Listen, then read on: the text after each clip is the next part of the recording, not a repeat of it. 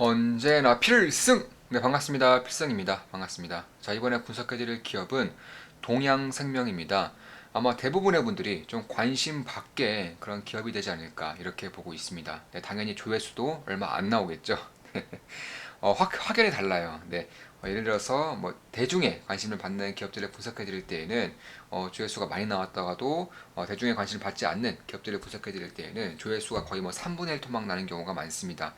이번에도 그럴 거라고 보고 있는데 다만 그럼에도 제가 이렇게 인기가 없는 관심도가 적은 기업들을 분석해 드리는 이유는 제가 봤을 때 그래도 지금의 시기에서 매력적인 기업 중에 하나라고 생각하기 때문에 그런 것입니다. 물론 인기가 많은 기업들을 분석해 드릴 때는 조회수도 더 잘 나오고 저한테 그런 떨어지는 이득도 훨씬 더 많겠지만 그런 것보다는 조금 더 도움을 드릴 수 있는 그런 방안을 항상 생각하고 있다는 점 좀 알아주시면 감사하겠습니다. 자, 일단 동양생명 같은 경우는 보험주죠. 예, 생명보험주입니다. 저는 현재 보험주를 상당히 좋게 보고 있어요. 물론 제 모든 영상은 매수, 매도, 추천, 리딩 절대 아닌 거 다들 알고 계시죠? 참고하시면 되겠습니다. 보험주를 하면 성장성이 전혀 없어 보여요. 인구 증가율도 대한민국은 지금 이제 막 줄어들고 있죠. 따라서 성장성이 딱히 없어 보이는, 그렇다고 해서 뭐 해외 진출을 해서 잘 나간다거나 그런 것도 전혀 아니죠. 다만 그럼에도 제가 지금 보험주를 보는 이유는 딱 하나입니다. 바로 금리 상승.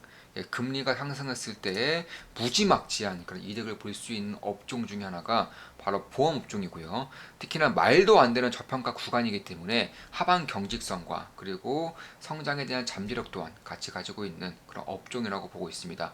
그럼 그 중에서도 동양생명에 대한 동양생명을 분석해드리는 이유에 대해서도 좀 말씀을 드려보겠습니다. 그러니까 금리 인상 같은 경우는 사실 이 보험주를 하면 제가 좀 보험 기업들이 어떻게 돈을 버는지에 대해서 먼저 말씀을 드려야 될 것 같아요.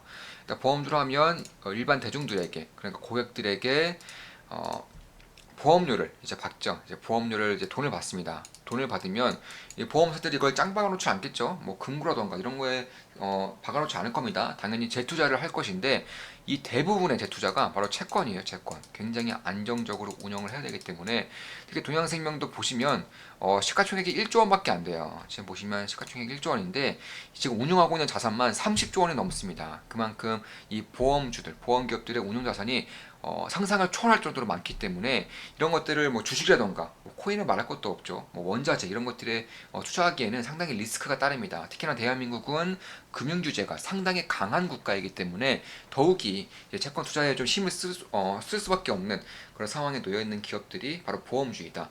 그로 인해서 지금까지 금리가 많이 하락했죠. 금리 하락으로 인해서 보험주들의 주가가 뭐다 똑같아요. 이런 식의 하락을 보이고 있었고 특히 2017년, 2016년부터는 이제 문케어로 인해서 더욱더 실적 악화가 가시화되었었던 그런 지난 몇 년간이었다 이렇게 보시면 될 것 같습니다.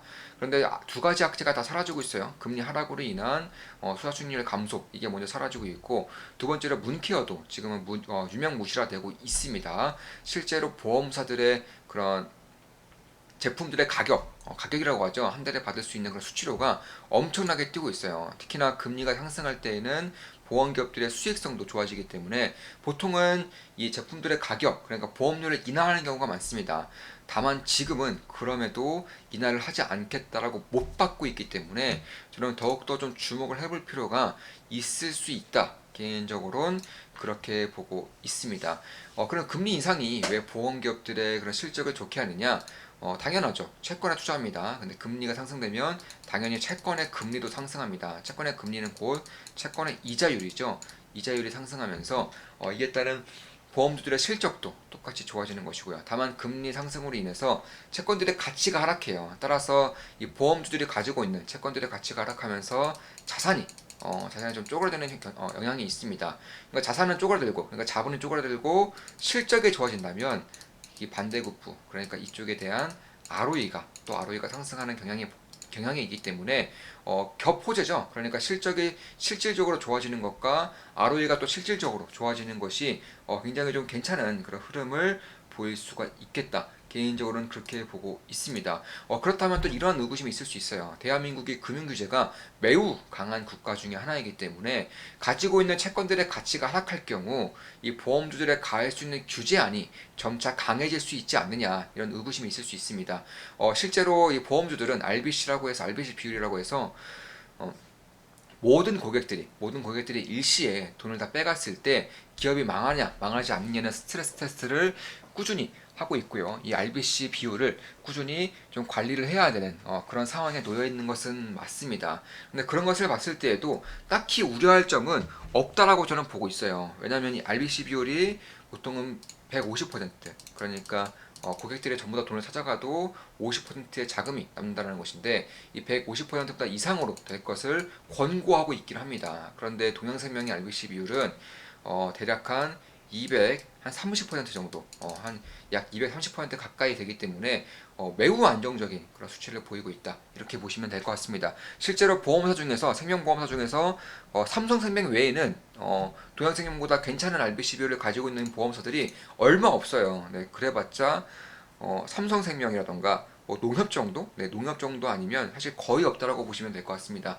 그만큼 매우 안정적인 그런 재무 비율을 가지고 있는 것이고, 이번에 사상 최대 실적이 나왔어요. 당연히 금리가 상승하면서 일단은 자연스럽게 사상 최대 실적이 나오는 것이고, 저는 다른 보험주들도 비슷한 상황이라고 생각하고 있습니다. 다만 또한 동양생명에 그러면 더 주목하는 이유는 바로 매각 이슈가 있어요. 동양생명의 대주주는 중국의 안방그룹입니다. 안방그룹은 안방보험으로 굉장히 유명한 그런 그룹사이고, 안방그룹에서 압도적인 그런 지분 투자를 단행했어요. 동양생명에 보시면, 자, 안방그룹의 비중이 42%, 33%, 그리고 다잘라이프가 42%인데, 다자보험이 안방그룹에서 운영하고 있는 그런 법인입니다. 얼마 전은 아니죠. 사실 예전에 이 안방그룹의 회장이 이제 좀 법을 어기면서, 네, 징역살이를 하고 있어요. 근데 그런 과정에서 이 안방그룹의 그룹이 좀 쪼개졌다고 해야죠. 쪼개지면서 다자보험이 생긴 것이고, 다자보험에서 또 동양생명의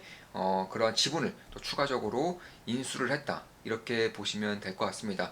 최근 들어서 이 다자보험의 민영화 이슈가 일고 있어요. 실제로 상당히 좀 부패했었던 그런 그룹사이기 때문에 이 민영화 이슈가 빠르게 일면서 이 다자보험 그리고 안방그룹이 가지고 있는 동양생명의 매각이 점차적으로 현실화되고 있는 것은 맞습니다. 실제로 대한민국에서도 이 동양생명을 원하는 기업들이 분명히 있을 거라고 보고 있어요. 실제로 이 금융지주사임에도 불구하고 생명보험사던가 보험업을 가지고 있지 않은 그룹사들은 특히나 더 원할 가능성이 높다, 개인적으로는 그렇게 보고 있습니다. 그러면 이 다자그룹 그리고 안방그룹이 동양생명을 매각함에 있어서 얼마 이상을 받아야지만 이득이 나느냐 하면, 자 1.6조 원을 투자를 했어요. 동양생명이 1.6조 원을 투자를 했고, 대략한 지분은 75%를 잡겠습니다.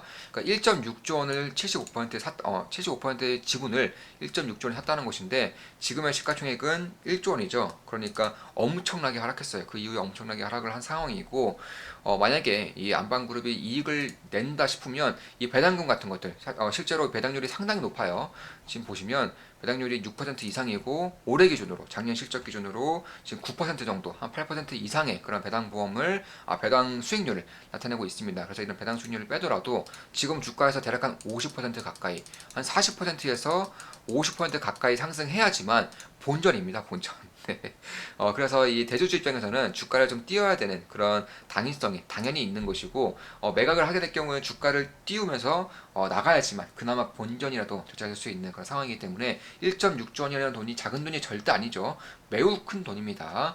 그런 것들을 좀 볼 필요가 있지 않을까, 이렇게 보고 있습니다. 실제로 뭐 대한민국에서 대한민국 금융주주사들 중에서 보험업이 없는 그룹들이 꽤나 있습니다. 뭐 우리라던가 뭐 하나 다 하나금융주도 마찬가지고요. 그래서 만약에 좀 인수가 된다면, 그러니까 매각이 된다면 어느 정도의 매각이 되고 있느냐? 최근에 이제 매각되었던 그런 사례들을 보면 PR 기준으로 대략 한 12에서 한 16 정도를 PR을 받았습니다. 네, 이 정도를 받고 매각이 되었기 때문에 만약에 동양생명이 이 정도의 PR을 받는다면 당연히 엄청난 상승을 이룩할 수밖에 없겠죠. 지금 PR이 5가 안 됩니다. 그런 것을 봤을 때, 다만 굳이 매각 이슈가 아니더라도 충분히 실적만으로도 혹은 가치만으로도 워낙에 저평가되어 있고 금리 상승으로 인해서 실적이 굉장히 좋아질 수 있기 때문에 이러한 부분도 꽤나 좀 주목할 부분이 있다 이렇게 보고 있습니다. 실제로 투자 자금이 운용 자산이 30조가 넘는다는 점, 그리고 금리가 상승하면 상승할수록 채권으로부터 나오는 이자율이 기하급수적으로 또 상승할 수 있다는 점도 저는 꽤나 좀 괜찮은 흐름이라고 보고 있어요. 물론 작년 같은 경우는 이제 우리 금융지주의 지분을 이제 한 650억 정도, 600억 이상의 지분을 팔았기 때문에 일단은 일회성 수익도 있었습니다. 그래서 그런 것들도 좀 참고를 해볼 필요가 있다. 다만 그럼에도 이제 올해에는 그런 것들이 없음에도 역시나 사상 최대 실적을 나타낼 가능성이 높다. 왜냐하면 금리가 상승하고 있고요. 특히 문케어가 유명무실화되면서 이쪽에 대한 보험료 인상이 아주 적극적으로 이루어지고 있기 때문에 그런 것입니다. 따라서 그런 것들을 봤을 때에는 저는 꽤나 좀 보험업을 주목할 필요가 있는 것이고, 그 중에서도 가장 안정적인 RBC 비율과 또한 매각 이슈가 있는, 또한 이제 배당률도 최근에 이제 민영화 이슈가 불면서, 매각 이슈가 불면서 이제 배당률이 굉장히 빠르게 이제 상승하고 있기 때문에 이런 부분도 좀 주목할 부분이 있겠다. 개인적으로는 그렇게 보고 있습니다. 자, 이것으로 방송 마치겠습니다. 지금까지 보험업, 그리고 동양생명, 삼성생명이라던가 RBC 비율, 금리 상승으로 인해서 왜 보험업에 대한 그런 실적이 좋아질 수 있는지, 일회성 수익까지 전부 말씀을 드렸습니다. 매각 이슈까지 말씀드렸습니다.